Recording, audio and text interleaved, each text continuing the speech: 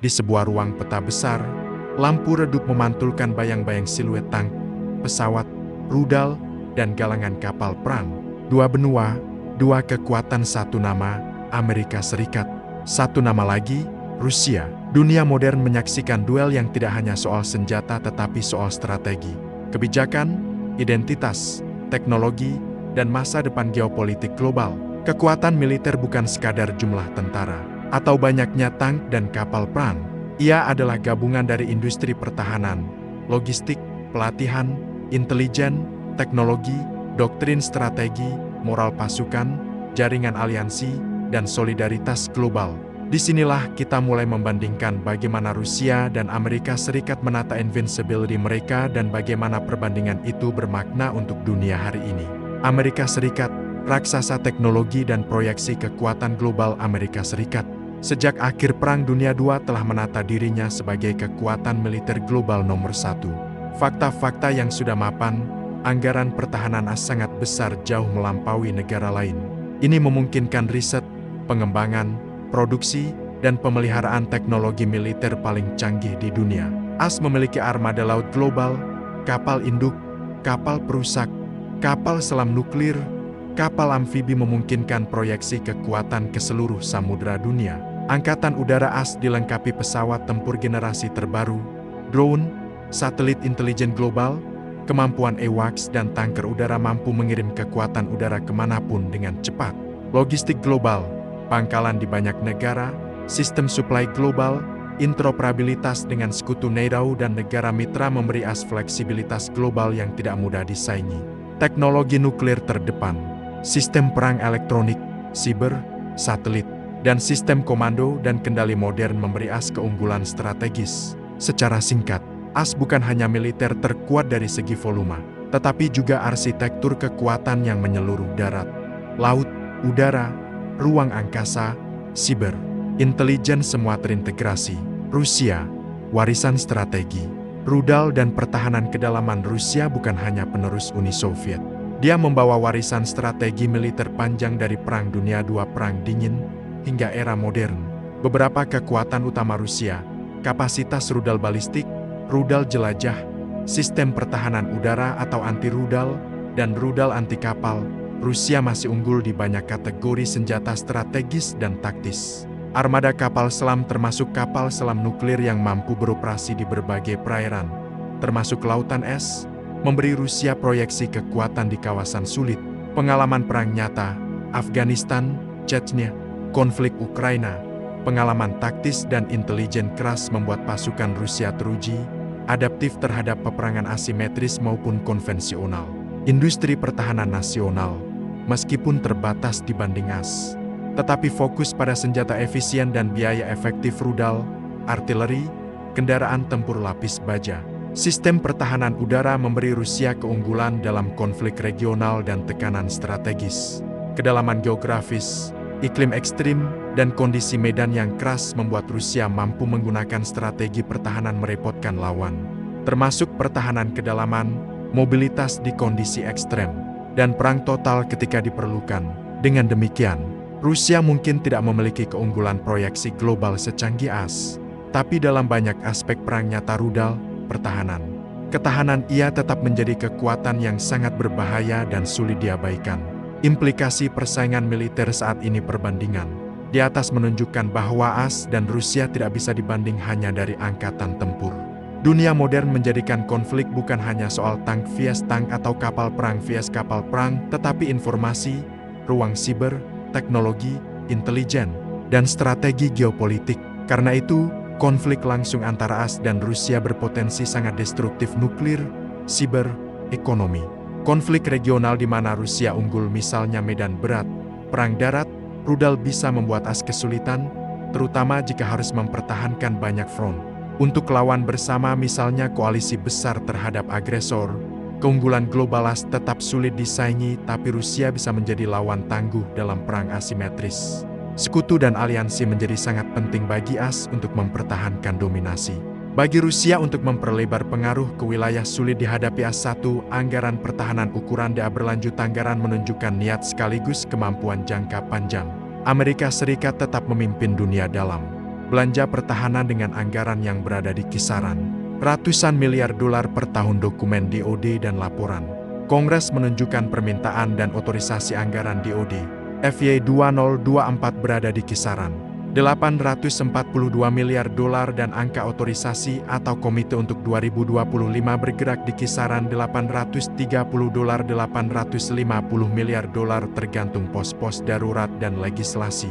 Anggaran besar ini memberi as kapasitas R&D, pemeliharaan armada global, pangkalan luar negeri, dan cadangan logistik yang sangat besar.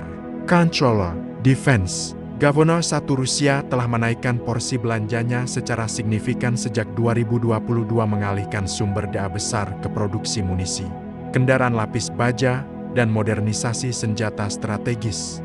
Laporan dan ringkasan. Anggaran negara memperkirakan belanja pertahanan Rusia melonjak hingga mencapai angka puluhan miliar dolar tahunan. Perkiraan publik 2024 sampai 2025 melaporkan kisaran 120 dolar 150 dolar miliar tergantung metode konversi, dan pemerintah Rusia mengalokasikan persentase besar anggaran negara untuk pertahanan di tengah perang berkepanjangan. Itu menunjukkan prioritas politik yang sangat tinggi pada sektor militer, tetapi juga tekanan fiskal yang besar. Defense World Net 12 Personel aktif dan cadangan massa manusia di belakang alat perang. Angka personel mengungkap kapasitas mobilisasi dan ketahanan jangka panjang. Estimasi-estimasi terbuka memperlihatkan bahwa Rusia telah memperbesar anggotanya ke angka ratusan ribu sampai jutaan. Estimasi aktif sering dikutip di kisaran 1,3 sampai 1,5 juta personel aktif di berbagai sumber terbuka, plus cadangan besar. Setelah beberapa dekade reformasi dan sekali lagi, penguatan sejak 2022 sampai 2024. Sumber statistik internasional memberi gambaran bahwa Rusia memiliki cadangan manusia yang besar bila diperlukan. Statista Satuas memiliki jumlah personel aktif yang lebih sedikit dibanding beberapa negara besar Asia, tetapi kualitas, profesionalisme, dan jaringan aliansi NATO tambah sekutu memperbesar pengaruhnya. Selain personel aktif, AS mempertahankan kemampuan logistik global, tenaga sipil terlatih, dan jaringan pengadaan yang sangat mapan. Faktor kritis bila konflik berkembang menjadi konfrontasi multiregion. 3. Senjata strategis nuklir sebagai pilar pencegah deterrent pada level strategis. Perbandingan paling sensitif adalah jumlah dan kesiapan senjata nuklir. 2. Sumber analitik terkemuka memperkirakan stok nuklir awal 2025.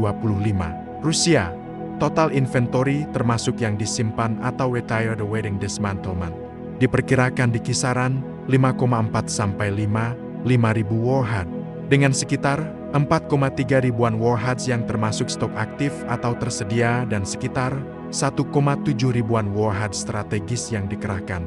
Rusia terus memodernisasi cadangannya ICBM, SLBM, bomber, dan meningkatkan kapabilitas non-strategis atau taktis yang menjadi perhatian NATO. Bulletin of the Atomic Scientists 1 Amerika Serikat, perkiraan stok sekitar 3,7 ribu warhead total, dengan kira-kira 1,7 sampai 1,8 ribuan warheads yang dikerahkan secara strategis ICBM, SLBM, bomber, dan sisa disimpan sebagai cadangan. AS sedang menjalankan program modernisasi yang luas untuk mengganti sistem-sistem lama dengan varian baru di semua pilar triad. Bulletin of the Atomic Scientists 1 intinya, kedua negara memiliki kapasitas kehancuran timbal balik yang besar. Mutual assured destruction sehingga perang nuklir berskala luas tetap menjadi penghalang kuat terhadap konflik langsung penuh antara Moskow dan Washington. Modernisasi senjata, serta perkembangan pada persenjataan taktis atau non-strategis menambah kompleksitas pencegahannya. Kapabilitas siber dan informasi medan yang kini sama pentingnya dengan medan fisik. 4. Rusia, penyerang siber berpengalaman sejak sebelum 2014 dan secara intensif selama konflik Ukraina. Kelompok-kelompok siber yang terkait dengan negara Rusia GRU, FSB, SVR linked up seperti Fancy Bear atau AB-28, Cozy Bear atau AB-29, Sandworm dan lainnya telah aktif melakukan kampanye spionase, serangan destruktif Wiper, dan operasi pengaruh. Laporan keamanan komersial dan intelijen mencatat aktivitas terus-menerus termasuk serangan ke infrastruktur dan operasi informasi. Keahlian ofensif ini adalah salah satu keunggulan Rusia di medan non-kinetik. Optif, KAM-15, Amerika Serikat, pertahanan dan kemampuan ofensif berlapisas memiliki organisasi terpusat USCYBRCWM yang berfungsi mengoordinasi operasi siber defensif dan ofensif. Didukung NSA, sektor swasta, dan aliansi MIS. Upaya berbagi intelijen siber dengan mitra. Kemampuan AS sangat kuat pada kapasitas pengumpulan intelijen, keunggulan di perangkat lunak atau machine learning, dan operasi berkoalisi.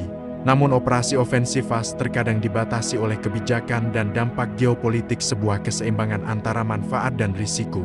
The Heritage Foundation, satu implikasi, perang modern bisa dimulai atau diperparah lewat serangan siber memutus rantai pasokan, melumpuhkan infrastruktur kritis, menyabotase komando dan kontrol. Rusia terbukti efektif dalam operasi tipe tersebut. AS unggul dalam kemampuan respons, intelijen, dan kapasitas koalisi. Itu membuat medan siber sebagai arena utama pengukuran kekuatan modern, kekuatan spesialis dan operasi khusus. 6. Special Forces dan operasi tidak simetris. Kedua negara memiliki pasukan operasi khusus USSOCWM dengan Delta, SEALs, Green Berets. Rusia dengan Spetsnaz berbagai unit, VDV-LIT, dan unit GRU. Perbedaan kuncinya adalah doktrin dan pengalaman tempur. AS fokus pada proyeksi global, interoperabilitas dengan sekutu, operasi presisi, intelijen pundak ke pundak, dan kemampuan untuk misi-misi yang memerlukan teknologi tinggi (SR), long range strike, drone support. Rusia berpengalaman dalam operasi lintas medan, perang hibrid, sabotase, dan operasi intensif di wilayah perbatasan yang keras. Unit-unitnya sering dipakai dalam konflik lokal dan operasi plausibly deniable. Di medan operasi khusus, kualitas pelatihan, dukungan intelijen, dan jaringan logistik menentukan hasil. Di sini AS punya keunggulan teknologi dan interoperabilitas. Sementara Rusia unggul pada pengalaman tempur dan doktrin teritorial, industri pertahanan dan rantai pasokan. Kemampuan sustainment jangka panjang. 7. Industri dan produksi, volume vs kompleksitas teknologi AS.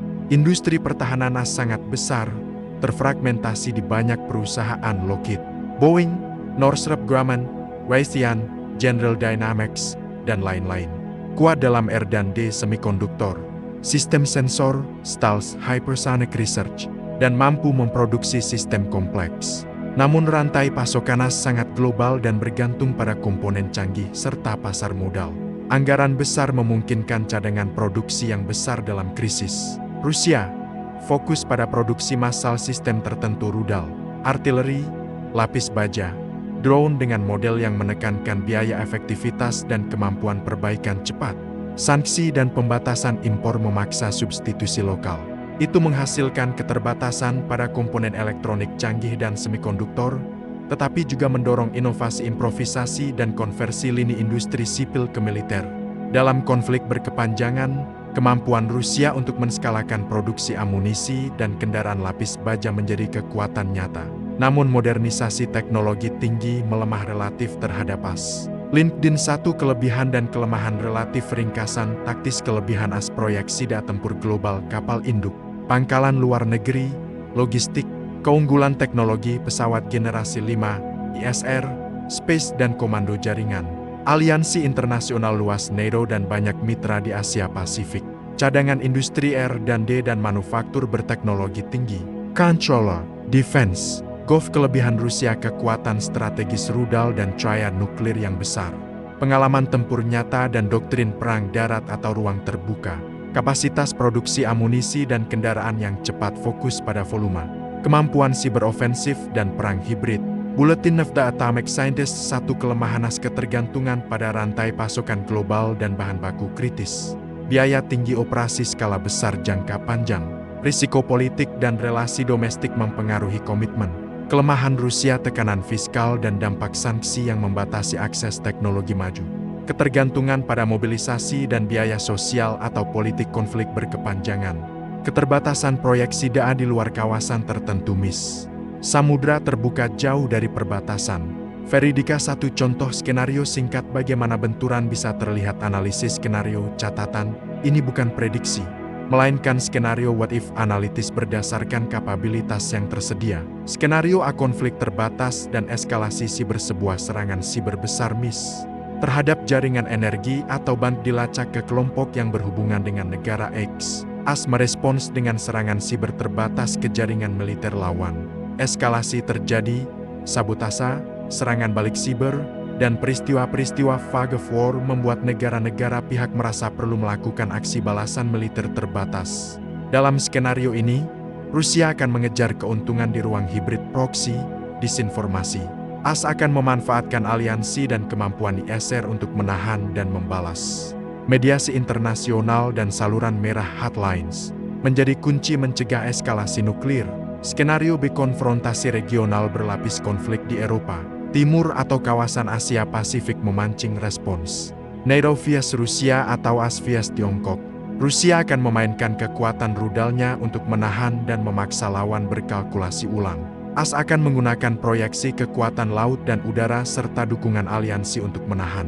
Jika konflik membesar, keterbatasan logistik dan cadangan akan menentukan kemampuan sustain. AS unggul dalam logistik global. Rusia unggul pada kedalaman geografis dan produksi amunisi jangka pendek. Skenario C, eskalasi nuklir terbatas paling berbahaya, perubahan taktik MIS. Penggunaan senjata taktikal nuklir di medan pertempuran adalah titik di mana pencegah tradisional MAT menjadi tidak lagi absolut. Kedua belah pihak memiliki kapasitas nuklir luas. Oleh karena itu, skenario ini berisiko tinggi menjadi bencana global. Itulah mengapa kebijakan, komunikasi, dan saluran diplomatik menjadi penentu utama untuk mencegah penggunaan senjata strategis. Penutup sementara, hal yang harus dipahami pembuat keputusan dan penonton perbandingan bukan soal pemenang mutlak. AS unggul di proyeksi dan teknologi. Rusia unggul di senjata strategis, kedalaman geografis, dan perang darat atau asimetris. Siber dan informasi adalah medan utama yang terus menggeser keseimbangan. Negara yang menguasai domain ini dapat melumpuhkan lawan tanpa konfrontasi konvensional besar. Optif, KAM1, anggaran dan industri menentukan kemampuan sustainas. Memiliki margin fiskal dan industri yang besar. Rusia menunjukkan kemampuan mobilisasi kuat tetapi dengan beban ekonomi dan sanksi. Controller, defense, Governor 1, nuklir menjadikan konflik langsung antara kedua negara sebagai taruhan ekstrem, sebuah faktor penahan utama terhadap perang total. Namun taktis dan non-strategis escalation paths tetap berbahaya. Perbandingan domain per domain, gambaran menyeluruh. 1. Personel dan mobilisasi skala manusia. AS mempertahankan angkatan bersenjata profesional besar dan terlatih dengan dukungan cadangan. Jumlah total personel militer aktif tambah cadangan sekitar 2,1 juta pada 2024 sampai 2025. Dengan kira-kira 1,3 juta aktif, sebuah mesin tenaga manusia yang dilengkapi sistem logistik global.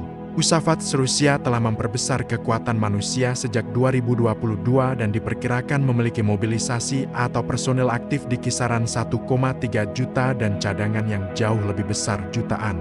Sebuah kapasitas mobilisasi yang menjanjikan daya tahan di perang berkepanjangan. Namun kemampuan itu dibayar dengan beban ekonomi dan sosial yang besar. Statista 1, intinya, AS unggul pada kualitas, profesionalisme, dan jaringan aliansi yang melipat gandakan efektivitas personel. Rusia unggul pada jumlah cadangan dan kemampuan mobilisasi di zona Eurasia. 2. Senjata strategis nuklir, pilar pencegah. Kedua negara masih memegang arsenal nuklir terbesar dunia. Angka terkemuka publik menempatkan total inventory masing-masing pada kisaran ribuan warheads, 3,7 ribu total. Rusia, 4,3 sampai 5.000 tergantung metodologi, dan ribuan warheads siap atau stok yang dapat dioperasikan. Laporan-laporan ilmiah terkemuka FAS SCPR memberi angka dan konfirmasi modernisasi program nuklir kedua belah pihak. Ini menjadikan konflik penuh antara keduanya tetap sebagai risiko eksistensial dan penghalang utama terhadap perang total. Federation of American Scientists 2. Federation of American Scientists 2, intinya, dalam hal pencegah nuklir, keseimbangan destruktif mutual assured destruction MAD masih berlaku. Kedua belah pihak memiliki kemampuan untuk menghancurkan infrastruktur kritis satu sama lain beberapa kali lipat. 3. Darat, tank, artileri, dan art of mass. Rusia memiliki stok tank dan artileri yang besar, ribuan unit. termasuk cadangan Soviet dan kemampuan produksi amunisi atau artileri masif, sebuah model volume tambah kedalaman yang menjadi sangat efektif di perang intensif artileri seperti yang terlihat di Ukraina.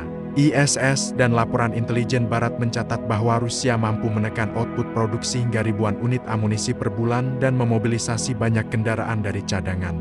ISS-1A memiliki jumlah tank yang lebih sedikit dalam berkat fokus pada kualitas M1 Abrams modern dan interoperabilitas, serta dukungan udara atau ISR yang kuat.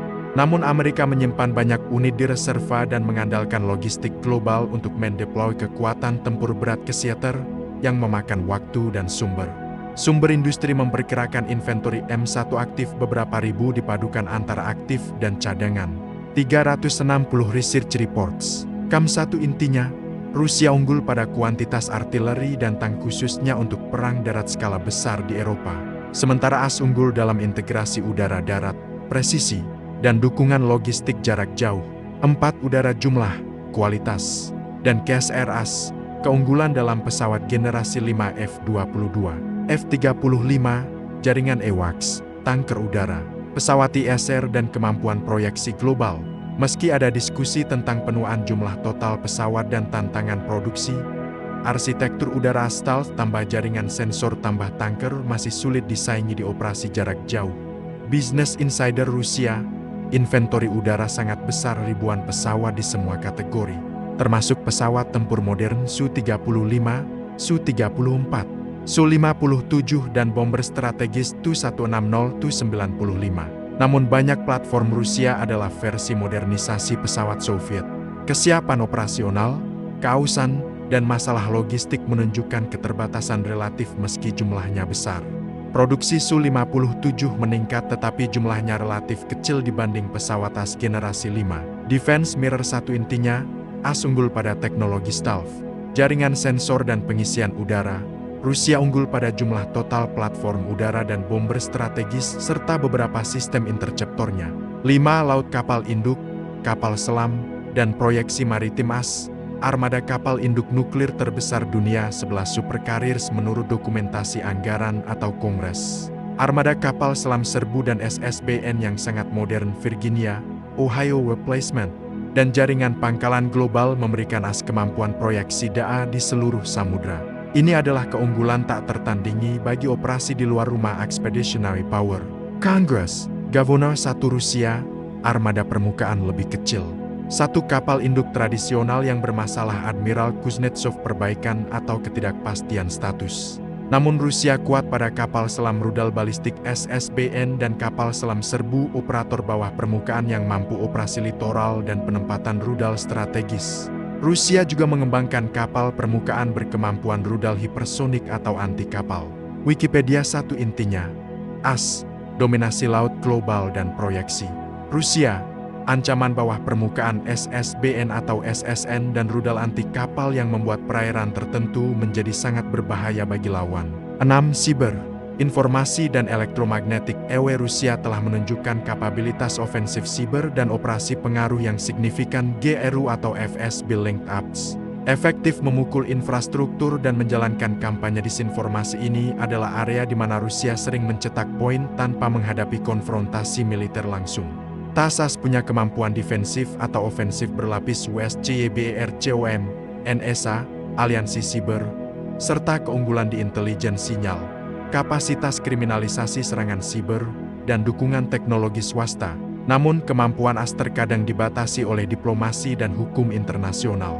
/GR intinya, medan siber adalah arena first mover Rusia cepat dan pragmatis. AS kuat dalam mitigasi, kolektif intelijen, dan serangan balasan terkoordinasi.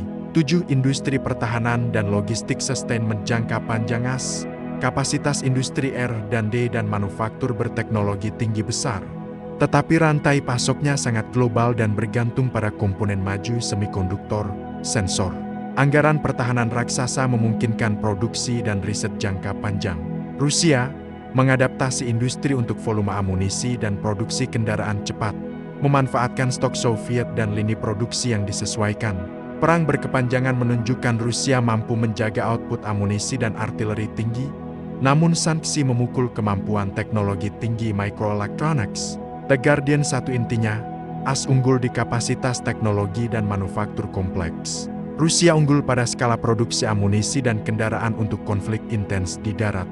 Namun jangka panjangnya rapuh bila sanksi dan kekurangan komponen lanjut terus. 8. Pengalaman tempur nyata bukti di medan pengalaman tempur terakhir MIS. Ukraina sejak 2022 memberi wawasan nyata. Rusia menunjukkan kemampuan menahan konflik berkepanjangan. Penggunaan artileri masif, inovasi drone dan taktik hibrid, serta kapasitas mobilisasi besar. Namun juga mengalami kerugian besar, masalah logistik, dan keterbatasan modernisasi cepat. Laporan ISS dan media internasional mencatat kehilangan tank dan pesawat dalam angka tinggi sekaligus kemampuan menggantikannya dari stok dan produksi. Reuters 1 AS belum terlibat konflik besar konvensional di darat berskala seperti itu sejak Perang Teluk atau Irak, sehingga pengalaman proyek SIDA, operasi gabungan, dan perang presisi besar lebih dominan tetapi tidak sepenuhnya diuji pada skala yang sama. Pendekatan AS mengandalkan kekuatan koalisi dan teknologi presisi yang telah terbukti dalam operasi udara dan serangan presisi global. Business Insider 1 intinya, Battlefield Experience memberi Rusia beberapa keunggulan taktik operasional terutama dalam perang darat dan hibrid sementara AS unggul pada perang proyeksi, komando jaringan, dan operasi presisi. 5 pernyataan paling penting yang layak dicatat dengan sumber. AS memiliki sekitar 1,3 juta personel aktif dan total 2,1 juta termasuk cadangan FY2024-2025. Usivex Rusia memperbesar personel aktif dan cadangan ke angka jutaan setelah 2022 estimasi aktif 1,3 juta. Cadangan besar. Statista 1 kedua negara memiliki inventori nuklir terbesar. AS 3,7 ribu total warheads. Rusia 4,3 sampai 5 ribu total bervariasi menurut metodologi MAT masih berlaku.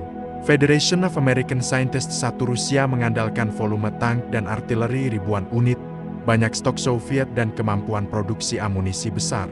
AS mengandalkan proyeksi laut udara dan teknologi presisi. ISS 1 AS mengoperasikan 11 supercarriers proyeksi DA global. Sedangkan Rusia tidak memiliki armada karier modern yang setara kekuatan laut AS mendominasi proyeksi DA. Congress, Governor 1. Kesimpulan naratif singkat jika Anda ingin membuat video yang menarik untuk YouTube, narasikan bahwa perbandingan bukan sekadar siapa lebih kuat. Jelaskan di mana masing-masing unggul teknologi dan proyeksi AS, volume dan kedalaman Rusia, dan mengapa itu penting untuk penonton dampak pada keamanan regional, energi, perdagangan. Masukkan contoh nyata Ukraina untuk Rusia. Operasi proyeksi AS di Timur Tengah dan data yang tercantum di atas sertakan visual peta. Grafik jumlah personel, gambar platform kunci M1 Abrams, T-90 T-14, F-35, Su-57, kapal induk ke SSBN. Tutup dengan catatan pencegah, nuklir membuat konfrontasi langsung menjadi taruhan tertinggi sehingga kebijakan, diplomasi, dan komunikasi adalah penentu utama untuk mencegah eskalasi.